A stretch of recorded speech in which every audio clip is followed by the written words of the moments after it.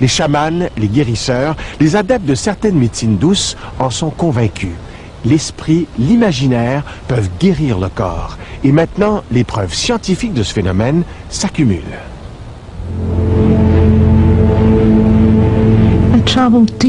Je plonge de plus en plus en moi. Tout disparaît et je descends profondément jusqu'au cœur de la tumeur elle-même.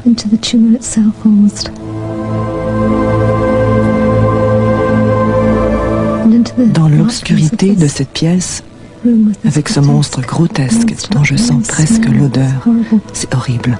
Une porte s'ouvre et laisse entrer une radieuse lumière blanche. Devant la lumière, l'obscurité se dissipe lentement. La taille de la tumeur diminue et la lumière s'amplifie. Christine a un cancer du sein. Dans le cadre de son traitement, elle recourt à son imagination pour combattre la maladie. Quelques chirurgiens y voient un domaine intéressant. Mais plusieurs croient que ça n'a pas grand-chose à faire dans le traitement des tumeurs malignes. Cela fait certainement l'objet d'un débat animé.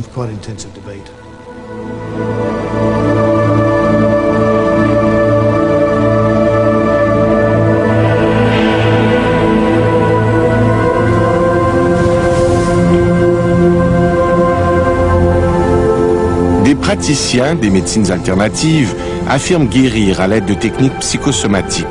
Ils sont si convaincants qu'une personne sur 3 dans les pays occidentaux y a recours. J'avais une blessure à la cuisse. J'ai vu tous les spécialistes, tout essayer, sans aucun résultat, jusqu'à ce que je vienne ici.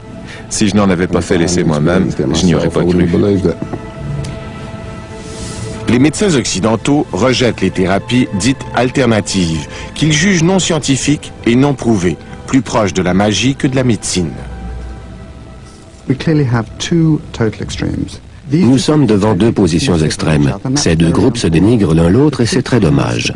La vérité doit se trouver quelque part entre les deux. Nous devons découvrir où est cette vérité car cela va nous permettre de trouver le meilleur traitement pour nos patients.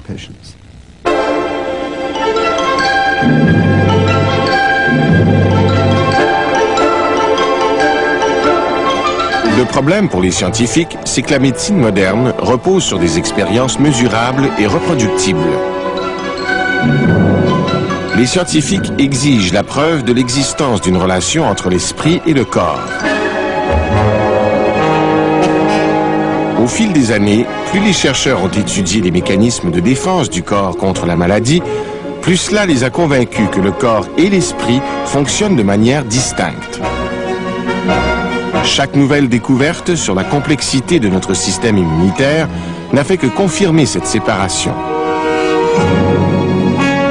Au microscope, on pouvait désormais observer les globules blancs ou lymphocytes du système immunitaire qui reconnaissent et attaquent les bactéries et les virus.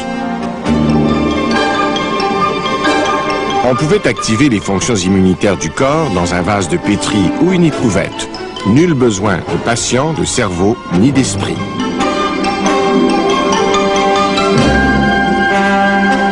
Les scientifiques y ont vu la preuve absolue que l'esprit n'intervient pas dans le combat contre la maladie. Fait étrange, à bien des égards, nous tenons pour acquis que l'esprit affecte vraiment le corps.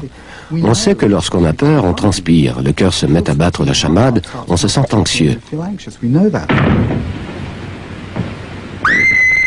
On sait qu'une situation érotique provoque de nombreux effets, à commencer par l'érection chez l'homme. Tous ces éléments montrent que l'esprit affecte le corps. La grande question, c'est l'esprit peut-il réellement affecter le système immunitaire? Peut-il influer sur la façon dont on combat la maladie? Le fonctionnement de l'esprit peut-il affecter votre réaction au processus tératogène et vous aider vraiment à combattre la maladie ou vous rendre plus vulnérable? Ces 20 dernières années, il s'est passé quelque chose d'extraordinaire. Les scientifiques sont parvenus à mesurer l'incommensurable, comment la pensée peut affecter les cellules.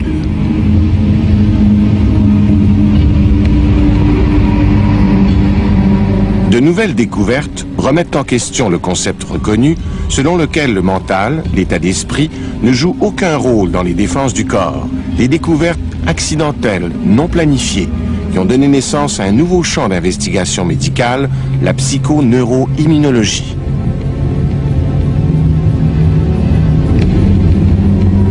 Bob Hader n'a rien d'un révolutionnaire. Il ne s'attendait jamais à ébranler la science. Il voulait simplement comprendre une expérience qui a mal tourné. Je faisais une expérience classique de conditionnement pavlovien avec des rats et l'étude a produit des résultats déconcertants auxquels j'ai dû beaucoup réfléchir. Je venais ici et je méditais sur ces résultats afin d'y trouver une explication. Il y a 80 ans, le célèbre scientifique russe, Ivan Pavlov, a montré qu'on pouvait conditionner des chiens à associer une lumière clignotante à un bol de nourriture. Après ce conditionnement, Pavlov pouvait faire clignoter la lumière en l'absence de nourriture, et les chiens salivaient quand même.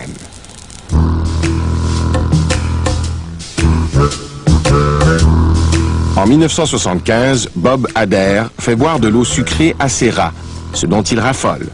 Puis, il leur injecte un produit qui leur donne la nausée, ce qu'ils détestent. Les rats apprennent à associer la nausée à la consommation d'eau sucrée. Mais il se produit quelque chose d'imprévu. Les rats meurent. Les animaux mouraient alors qu'ils n'auraient pas dû, et c'est gênant. Quand des animaux meurent au cours d'une expérience où ils ne sont pas censés mourir, c'est qu'il se passe quelque chose qui échappe à mon contrôle, et ça m'embête. Hader se rend compte que le produit qui rend les rats malades provoque un autre effet. Il affaiblit leur système immunitaire. Il trouve une explication simple. Alors que je conditionnais ce dégoût pour la solution de saccharine, je conditionnais en même temps une suppression du système immunitaire. Peut-être était-il devenu plus sensible à certains microbes ou à certains virus, à tout ce qui pouvait traîner dans le laboratoire. L'hypothèse d'Hader implique d'une certaine manière que les cerveaux des rats influençaient leur système immunitaire. Cette interprétation est tout à fait logique. Malheureusement, elle se heurte alors de plein front à des décennies de traditions médicales et de preuves expérimentales. Il décide de consulter un immunologiste à l'esprit ouvert. Je me rappelle très bien le jour où Bob est entré dans mon bureau. Il m'a soumis ce puzzle. En tant qu'immunologiste, je savais, comme tous mes collègues, que le système immunitaire peut agir dans un vase de pétri, qu'il n'a pas besoin d'être dans un organisme vivant. Or, voilà que Bob laissait entrevoir que dans l'organisme, là où il vit d'habitude, le système immunitaire pourrait être contrôlé par le cerveau, par l'esprit. Bob Hader et Nick Cohen joignent leurs efforts et répètent l'expérience. Le résultat confirme que le système immunitaire peut être conditionné par la pensée. Des applaudissements polis. Mais ailleurs, leurs collègues se montrent carrément hostiles à leur découverte. Ces faits importants ne cadrent pas avec la théorie en vigueur. Même si le public était parfaitement disposé à accepter ces études et les suivantes, mes collègues immunologistes étaient moins enthousiastes. Ils ont pensé qu'Hader et Cohen étaient cinglés parce que leur découverte impliquait que le cerveau pouvait induire de manière autonome une sorte d'état d'immunosuppression. Et cela a été perçu comme une hérésie.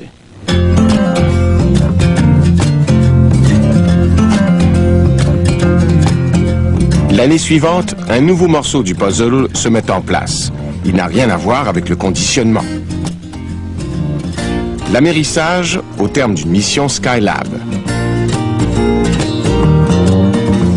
À leur retour de mission, les astronautes se soumettent à une prise de sang. Or, l'analyse révèle un affaiblissement significatif de leur système immunitaire. On propose comme hypothèse que cela est dû au stress psychologique de leur voyage de 3 mois. L'idée que le stress puisse affecter les défenses de l'organisme est un défi de plus à l'orthodoxie. Le stress est uniquement d'ordre mental, mais le mental n'est pas censé influencer le système immunitaire. Or, au début des années 80, un deuil et une remarque fortuite, faite dans un restaurant, lancent un couple de chercheurs, un immunologiste et une psychologue, sur une piste fraîche. Tout a commencé à la mort de mon père. J'ai été très ébranlé. Un midi, une amie m'invite au restaurant pour me réconforter. Pendant le repas, elle me dit « Ronald, n'oublie pas que certaines recherches ont démontré qu'on risque beaucoup plus de tomber malade au cours de la première année de deuil. » Je me suis rappelé avoir lu quelque chose à ce sujet. Alors, quand je suis rentré à la maison ce soir-là, j'en ai parlé à John, ma femme.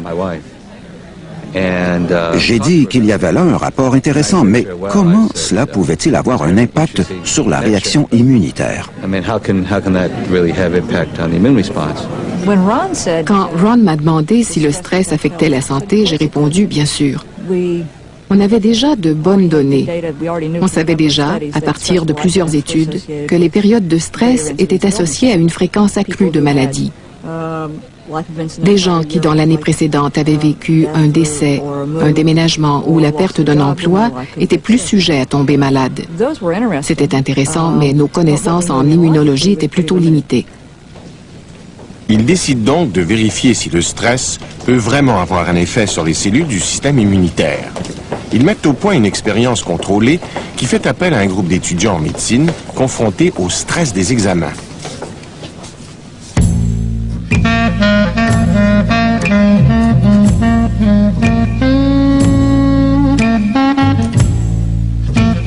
Ils prélèvent des échantillons de sang et mesurent l'activité des globules blancs, les cellules maîtresses des défenses de l'organisme contre la maladie.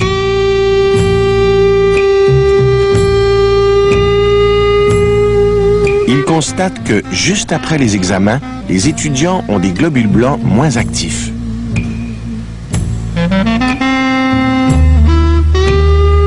Tout d'abord, quand on a reçu ces résultats montrant que le stress des études modifiait la réaction immunitaire, je n'ai pas cru les données.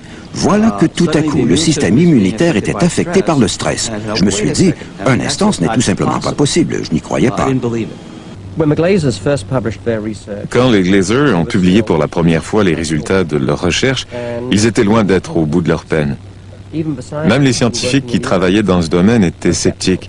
Et au début, la plupart d'entre nous tentions de montrer que tout ça était probablement pour beaucoup une perte de temps.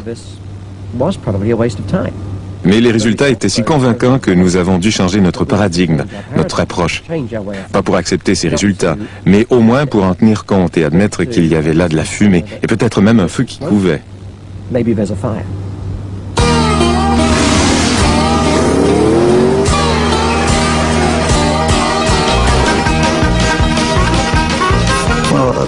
Ça a été une période amusante en fait.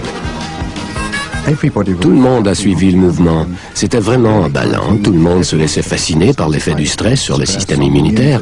Et on a effectué toutes sortes d'expériences à ce moment-là. Je travaillais avec des parachutistes et d'autres avec des adeptes du parachutisme en chute libre ou du bungee.